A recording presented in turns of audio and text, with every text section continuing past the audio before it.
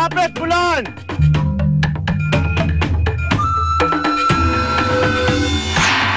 Tala, ito na ang bagong tribo, Bulan. Nag-quit si Geneva kagabi, kaya naiwan si Casey mag-isa. Alam ko wala na si Jen. Nagulat kami doon. Nung in-introduce pa lang yung tribo, wala na si Jen. Di namin alam kung bakit. Bago ang lahat, gusto ko muna kayo kamustahin. Kamusta ang buhay Castaway so far? Amazing! Bulan, kamusta?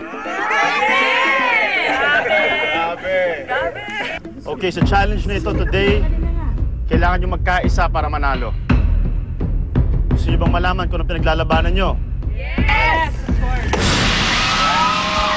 Shelter materials. Nipa roofing. Abaka ropes. Duyan. At ang isang bagay na pinakamahalaga sa camp. Flint. Tutuwa kami. Kahit na may nabuo na kaming shelter, sabi namin, maglagay tayo second floor. Source of fire. Na-excited kami noon. Pero yung Flint, medyo in-stop namin yung Flint. Kasi, ang yayabang din namin kasi, kaya namin gumawa ng apoy ng walang Flint. Excuse me. Sa challenge na ito, mapapalanunan nyo rin ang pinaka-importanting bagay sa larong Survivor.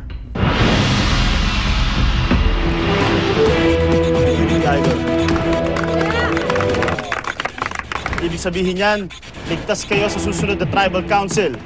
Bukas din natin malalaman kung sino ang unang mapapatalsik sa isla.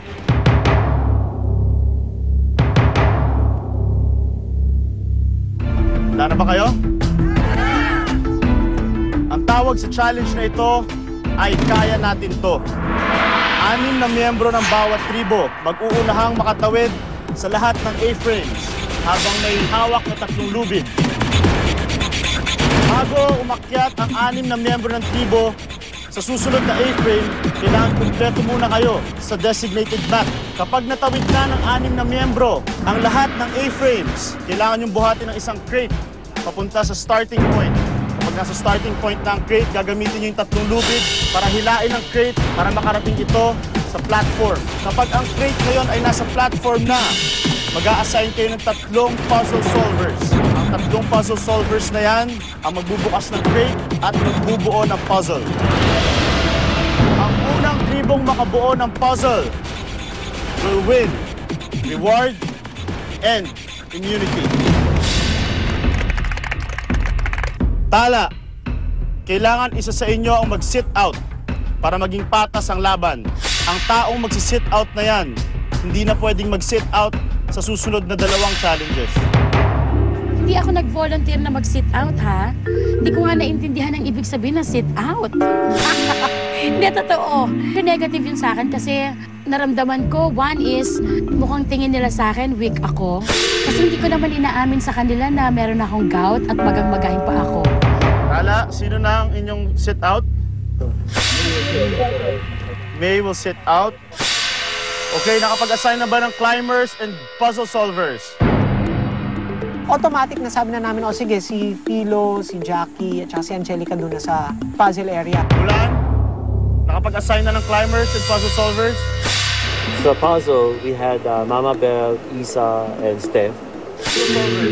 Ako talaga super confident ako sa group ko. Dahil talaga mga athletes yan. Super confident ako na kayang-kaya nila yan. Confident din ako sa sarili ko kasi magaling ako sa problem solving. This is for reward and immunity! Survivors, are you ready? Go! At tamisin ang inyong araw with new Nescafe 3-in-1 Sweet and Mild.